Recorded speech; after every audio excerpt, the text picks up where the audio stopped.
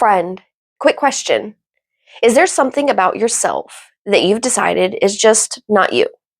Maybe you're not adventurous or not someone who speaks up. Maybe you feel like you're terrible at meeting new people, or you're not disciplined, not artistic, not a morning person. Whatever yours is, I think most of us have these little boundaries around who we believe ourselves to be. And some of them might be completely accurate. For example, I am not currently an Olympic gymnast. I feel pretty confident about that one. But what about the others? What about the things we've decided about ourselves because of experiences we've had, or because we tried something once and it went terribly, or because we've been telling ourselves the same story for so long we haven't questioned it in years? What if, instead of always asking, "Who am I?" we occasionally ask, "What haven't I tried yet?" In our other conversation this week, we talked about the stories we carry about ourselves. Those little "I'm just this way," or "I've always been or done blah blah blah. I'm this kind of person." The thoughts that start like that. And we talk about how some of these things we've been calling our personality may actually be just conclusions. And those conclusions can come from our families, school, relationships, culture, or simply experiences we had and tried to make sense of. In that video, I asked you to consider if the belief was your whole story. Today, I want to pick up from there, because once we notice one of those stories, then what do we actually even do with it? Let's talk about it. Hello, and welcome to Torches, Yoga and Mindfulness. I'm Lauren, and I'll be your coach. If you're curious about mindfulness, healing, and practical habits that actually work, you're in the right place, because here we focus on simple but powerful practices grounded in ancient wisdom and modern science to care for both our mind and body. So make sure you hit the like and subscribe so you don't miss what's next. Okay, before we talk about approaching our stories, I'm the kind of person, if you can't tell yet, that likes to know why things work the way they do. So first I want to talk about why we hold on to the stories in the first place. Because sometimes we can recognize a belief about ourselves that isn't particularly helpful, and we'll think, well, if I know this isn't helping me, why do I keep thinking this way? And part of that answer is actually pretty simple. Our brains like certainty. We like knowing what things mean and what to expect, and that includes knowing who we are. Like our brains want us to fit in some category or box. Think about how many little identity statements we carry around. I'm organized, I'm quiet, I'm independent, I'm awkward, funny, bad at confrontation, I'm not athletic, terrible at decisions, or the one who everyone comes to when something goes wrong. Those identities help create a sense of predictability, and predictability is useful to the brain. Because if I already know that I'm terrible at meeting new people, my brain has a pretty good idea of what to expect when I'm invited somewhere where I don't know anyone. It already knows we're going to feel awkward and probably not going to know what to say. It expects everyone else will somehow know how to socialize like functioning adults, while we stand beside the snack table pretending to be extremely interested in the hummus. We know the story, and weirdly enough, there can be comfort in that, even if it's a sad or uncomfortable story. Not because we like believing that we're socially awkward, but because uncertainty requires our brains to deal with a lot more possibilities. If I already know I'm not someone who goes places, then I don't have to seriously consider buying that ticket or going to that event. If I know I'm terrible with technology, I might hand the problem off to somebody else before I even really try. The story gives us an answer, and an answer we've been holding on to for 10 years feels a lot safer than a question we haven't answered yet. Please understand, I'm not saying you should start challenging every preference or understanding you have about yourself. You really do just know yourself. Maybe you hate karaoke, and that is perfectly fine. We don't have to turn every preference into something we need to overcome. We're asking something a little different here. Is this story simply describing something about me, or is it quietly limiting the choices I allow myself to make?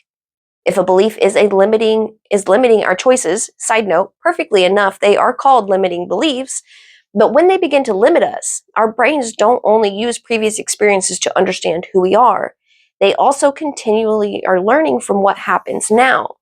They're trying to make predictions about each moment based on the past moments. So it's going to default to the stories that have kept us alive so far. Alive, not content or happy, just alive.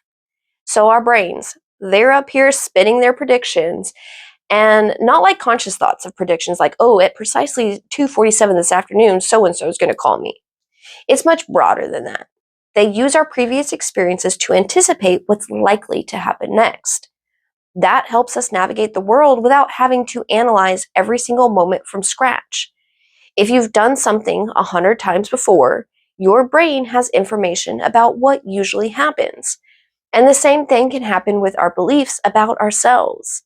Let's say somewhere along the way, I developed a story like when I speak up, others don't like it.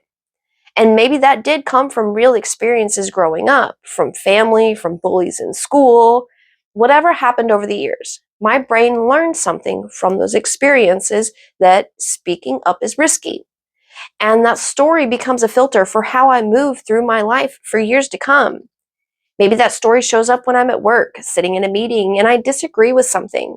My brain is going to tell me speaking up isn't going to benefit us or get us anywhere, just predicting how this experience will go based on past experiences.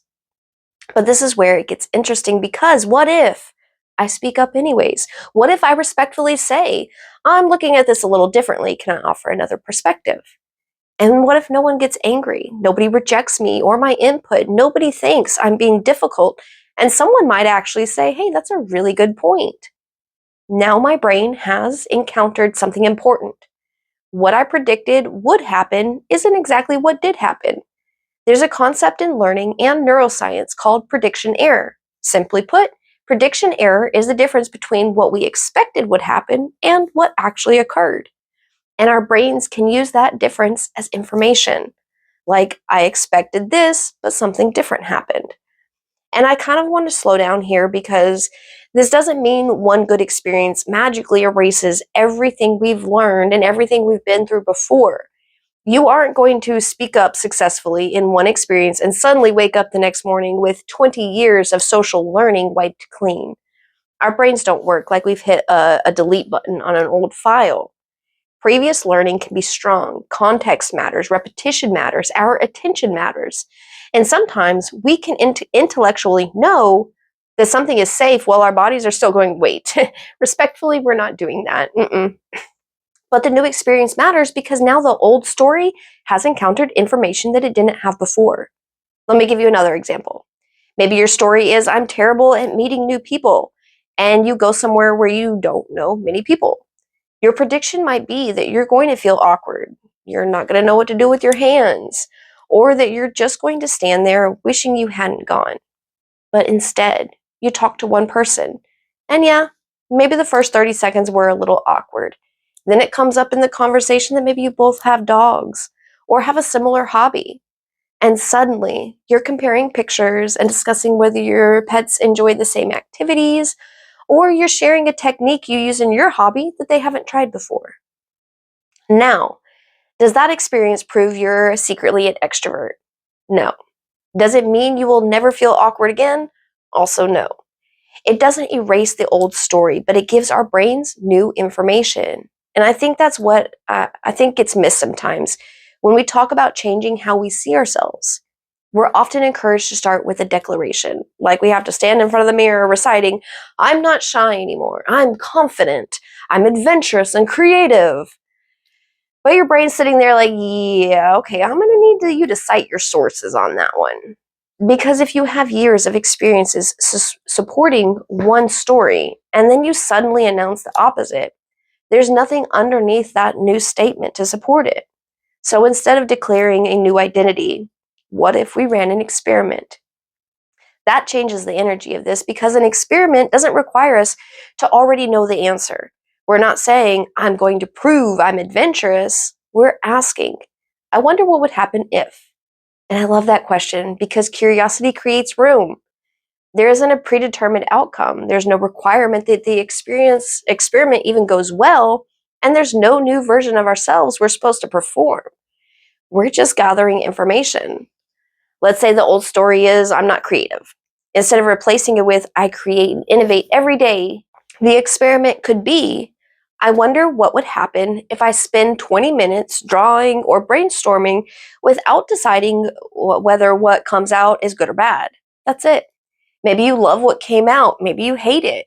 Maybe you produce something that looks like it should be hung in the Louvre, or maybe it just looks like a raccoon got into some craft supplies. Or maybe your ideas seem flimsy or far fetched. It's all useful information. Maybe your story is I'm terrible at setting boundaries. I'm a people pleaser, and if I stop saying yes to everyone, they'll stop being a part of my life. You don't have to become a boundary expert overnight. And maybe your experiment looks like what happens if I say, I can't do that today, just one time. Notice what comes up. Notice what actually happens. Maybe the other person says, okay. And your brain, which had prepared a full courtroom defense for why you're allowed to say no, is standing there holding a stack of evidence going, that's it? This is new information. Or maybe your story is I'm not adventurous. I don't like or try new things. So your experiment would be to order something you've never tried at a new restaurant, drive a different route, go somewhere new, or try the class you've looked at a dozen times but never booked. These are small stakes, but real experiences that will give us new information. And I really do mean small here, because if your story is I'm terrible at meeting new people, you don't want to dive headfirst into a 3-day networking conference alone, looking to make 50 new friends. We're not trying to scare ourselves into personal growth. We're just trying to step just far outside, enough outside the existing story that we can have an opportunity to learn something new. If your story is that I don't exercise, you don't have to join a gym and become a gym bro in one day. Maybe just take a walk, get a couple of free weights, take a beginner class, or just stretch for 5 minutes and see what happens. And like in the first example, if you're not someone who speaks up, you're not going to try confronting the most intimidating person in your life. Maybe you just express a preference, like saying, well, actually, I'd rather go eat at this place tonight. That's it. And there's another reason I like making these experiments small. We spent a lot of time this month talking about the power of small experiences. We've talked about keeping small promises to ourselves, and we've talked about building resilience through the little ways we learn to return. Because change doesn't only happen through huge, dramatic moments where we become somebody completely different. Sometimes something much quieter happens. We encounter ourselves in a different way just for 5 minutes. And that 5 minute experience becomes one more piece of information our brain has about who we might be. There's one really important step here. Simply trying the thing isn't necessarily enough. We need to notice what happened. And this is where the mindfulness piece comes back in. Remember, our old stories are already good at finding evidence. A process in our brains called confirmation bias is filtering our reality to support those stories. So if my story is I'm terrible at speaking up, I might speak up successfully 9 times, but that 10th time, I stumbled over my words. I spoke with anger or defense instead of my truth. Then Blanche is up here like, yep, belief confirmed. We are terrible at this. Meanwhile, the previous 9 experiences have apparently been misplaced. So after we run one of these little experiments, we must intentionally pay attention. And that's going to look like a little self-questionnaire, a little reflection that you could definitely journal, because that's going to help these little moments, this experience, to actually sink into our long-term memory. But paying attention by asking, what did I expect would happen? And what actually happened? Was anything different from what I predicted? What felt uncomfortable? What felt easier than I expected?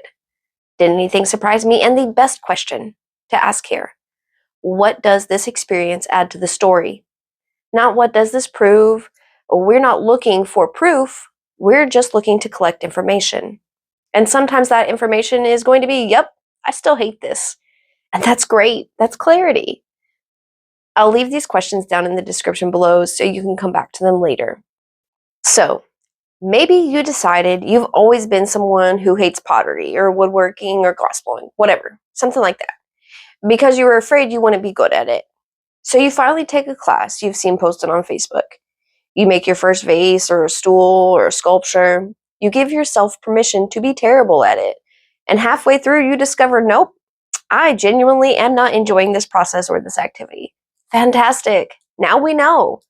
Mindfulness isn't about manufacturing a predetermined result. It's about seeing our experiences and ourselves a little more clearly. And that is something we can lose sight of in personal growth space. There's so much pressure to become, to be your best self, to be more confident, more disciplined, and to reinvent yourself, heal and fix yourself, to unlock your potential or optimize everything. But I think we can stop treating ourselves like a renovation project. Maybe personal growth can sometimes be much simpler than that. Instead of overhauling, just notice something. Get curious and try something new to see what happens. You don't have to decide all at once, like, I'm adventurous now.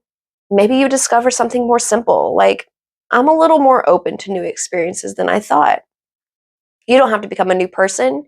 You're allowing yourself to gather more information about the person who's already here. And those kind of stories can actually be much more useful because they're flexible. They leave room for context, for growth, and most importantly, they leave room for us to surprise ourselves. So this week, take with you one little experiment. Think about one sentence you've said about yourself that starts with, I'm not someone who, and fill in your blank. I don't talk to new people. I'm not spontaneous. I don't take a break. I'm not creative. Whatever comes up for you. And ask, what's one tiny thing I could do this week that doesn't quite fit that story? And remember, you're not looking to prove it wrong or do something that terrifies you or try some big transformational thing. You're just looking for a little contradiction. Try a new little thing and then notice, how did it feel? What did you expect? What actually happened? And what did you learn? What does this add to the story I already have about myself? Knowing ourselves isn't about creating one final destination of who we are. Part of it is staying curious enough to keep discovering. The past versions of yourself gave you information, but the person you are today gets to have new experiences too. You don't have to erase the whole story and become a new you. You don't have to heal every uncomfortable thing that you've ever believed about yourself. You're allowed to live differently. Maybe we can leave a little room around the edges of what we think we already know, and every once in a while, try something the old story wouldn't expect. Then notice what happens. Earlier this week, we asked, is this the whole story? And I don't think we answer that question by thinking harder. We find out by living a little more. All of this to say, if you catch yourself thinking or saying, this is just who I am, that is your cue to get curious. And if you are open to sharing, please tell me who you think you are in the comments. In the meantime, friend, thank you for sharing a piece of your day with me. Stay present, stay kind to yourself, and I will see you soon.